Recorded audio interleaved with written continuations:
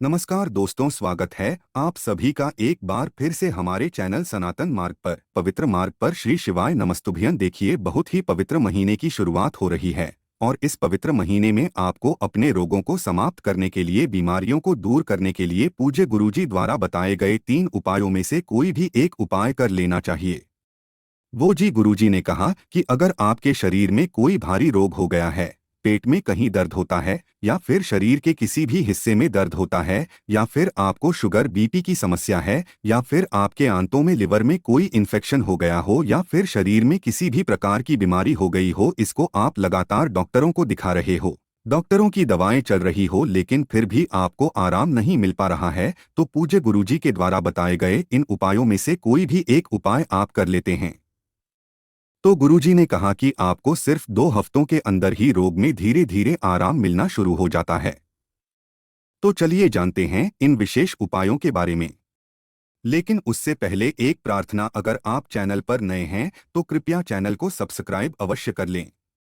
देखिए, ये वीडियो बहुत ही खास होने वाला है, क्योंकि आजकल के समय में हर घर में कोई ना कोई ऐसा व्यक्ति जरूर होता है जिसके शरीर में कोई बीमारी, कोई रोग लगा हुआ रहता है। आप चाहे जितना रुपया पैसा कमा ले, लेकिन अगर किसी को भी कोई बीमारी लग गई है तो आपका सारा पैसा उसी में खर्च हो जाता है। पूज्य गुरुजी अपनी शिव महापुराण की कथा में भी कई रोग मुक्ति के उपाय बता चुके हैं, लेकिन इस पवित्र महीने में आपको पूज्य गुरुजी ने कुछ बहुत ही खास उपाय बताए हैं। इस वीडियो में हम लोग पूज्य गुरुजी द्वारा बताए गए कुछ बहुत ही खास उपायों के बारे में जानेंगे, जो आपकी रोग मुक्ति के लिए सर्वोत्तम होने वाले हैं। चलिए जानते हैं गुरुजी द्वारा बताए गए पहले खास उपाय के बारे में। देखिए, पूज्य गुरुजी के अनुसार इस उपाय के लिए आपको सबसे पहले ले लेना है 1 लोटा जल। जल आप तांबे के पात्र में ही लीजिएगा और अपने किचन से ही लीजिएगा। फिर इसी के साथ आपको ले लेना है सिर्फ एक बेलपत्र। अगर आपके पास बेलपत्र नहीं है तो आप शिवलिंग के ऊपर चढ़ी हुई बेलपत्र को उठाकर जल से शुद्ध करके फिर उसका इस्तेमाल भी कर सकते हैं। बस आपको ध्यान रखना है कि ये बेलपत्र कहीं से भी कटी फटी नहीं होनी चाहिए, और बेलपत्र की डंडे के आखिर में जो दूध होती है, यानी जो डंठल होता है, वो भी नहीं होना चाहिए। अब सिर्फ ये 2 सामग्री लेकर आपको पहुंच जाना है शिवालय। पूज्य गुरुजी के अनुसार इस उपाय को आप सुबह भी कर सकते हैं और शाम को भी कर सकते हैं। जब भी आपके पास टाइम हो तब आप शिवालय जाकर इस उपाय को कर सकते हैं। देखिए, शिवालय पहुंचने के बाद आपको ये एक बेलपत्र अपने हाथ में रखनी है। अपने दाहिने हाथ यानी राइट हैंड की हथेली में ये बेलपत्र रखना है और कुंदकेश्वर महादेव से प्रार्थना कर लेनी है कि आपके शरीर में या फिर आपके घर के किसी सदस्य के शरीर में कोई भारी बीमारी है, कोई भारी रोग है, तो उसको दूर करने की आप कुंदेकेश्वर महादेव से प्रार्थना कर लीजिए। और ये एक बेलपत्र आप माता अशोक सुंदरी वाले स्थान पर समर्पित कर दीजिए, यानी रख दीजिए।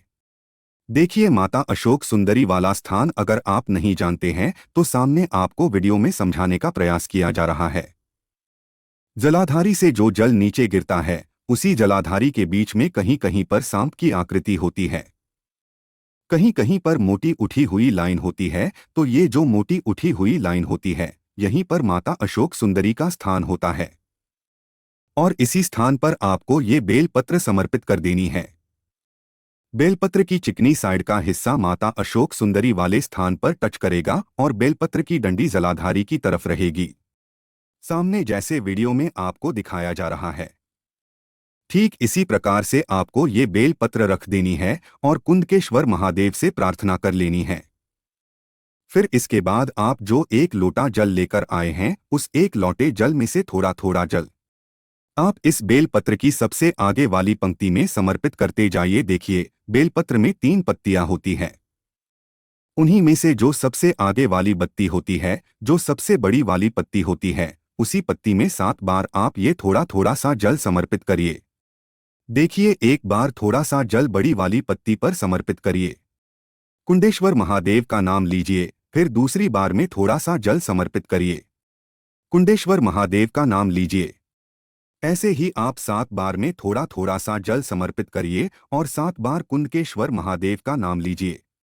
फिर इसके बाद बाकी बचा हुआ पूरा जल आप शिवलिंग के ऊपर समर्पित करते जाइए और कुंदकेश्वर महादेव का स्मरण करते जाइए।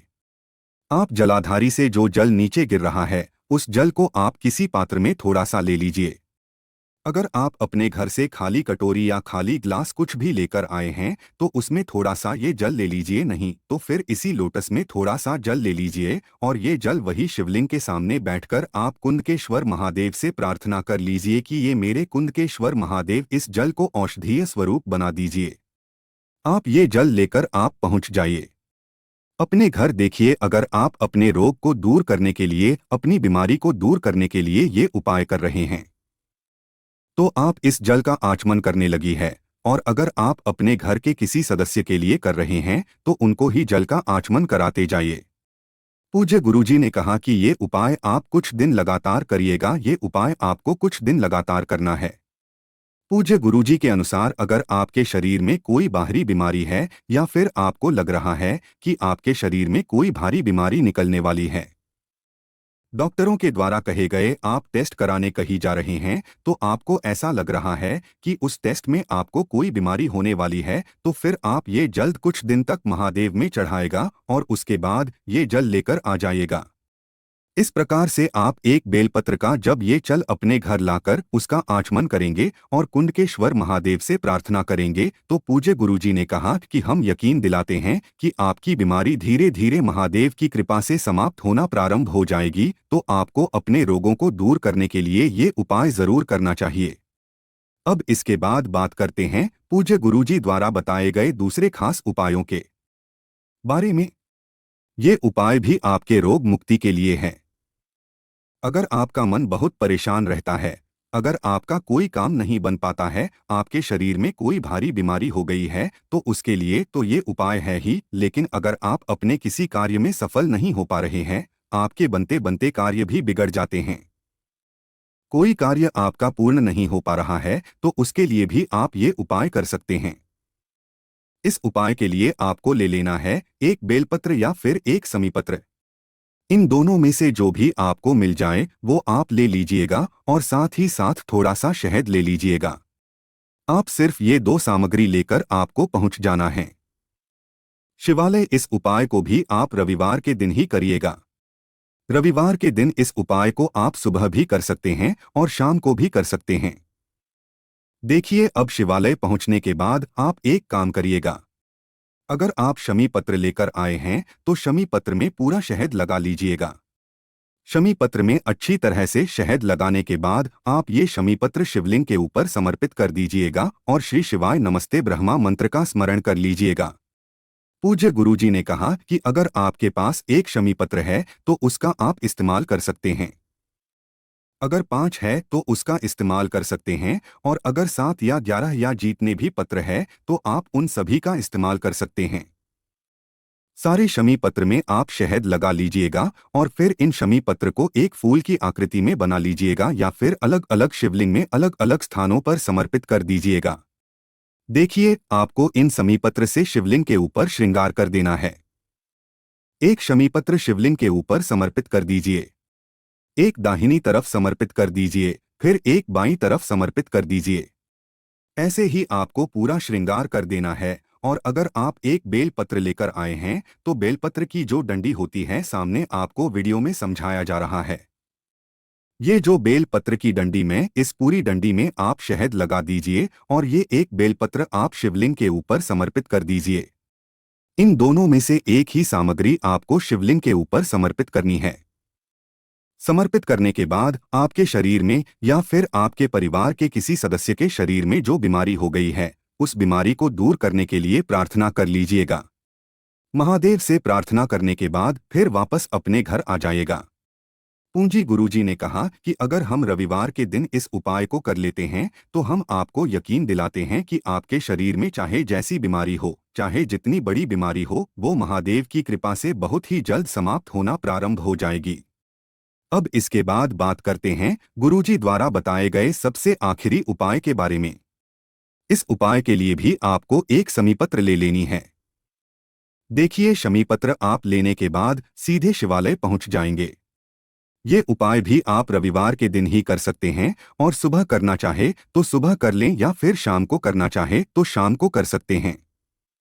बस ये एक समीपत्र आपको अपने हाथ में रखनी है। महादेव से प्रार्थना करनी है, अपने रोगों को दूर करने की प्रार्थना करते हुए यह शमीपत्र आपको शिवलिंग के ऊपर समर्पित कर देनी है। फिर उसके बाद कम से कम 10 सेकंड या 20 सेकंड शिवलिंग के ऊपर इस समय पत्र को समर्पित रहने दीजिए। श्री शिवाय नमः। सुबह मंत्र का स्मरण करिए या फिर ओम नमः शिवाय मंत्र का स्मरण करिए और फिर से इस शमी पत्र को उठाकर माता अशोक सुंदरी वाले स्थान पर समर्पित कर दीजिए। फिर वहीं पर बैठकर महादेव से प्रार्थना करते हुए वापस अपने घर आ जाइए। पूज्य गुरुजी ने कहा कि अगर हम इस उपाय को भी रविवार के दिन कर लेते हैं तो हमारी कोई बीमारी अगर आने वाली है या हमारे कोई कार्य अटक रहे हैं, बन नहीं पा रहे हैं या फिर हमारे जीवन में किसी भी प्रकार की समस्या है तो उन सारी समस्याओं में हमें आराम मिलना शुरू हो जाता है। तो दोस्तों, ये थे पूज्य गुरुजी द्वारा बताए गए कुछ बहुत ही खास उपाय। अगर आपको जानकारी अच्छी लगी हो तो वीडियो लाइक करिएगा। मिलते हैं फिर एक नया वीडियो के साथ। श्री शिवाय नमस्तुभ्यं। मुझको छुपा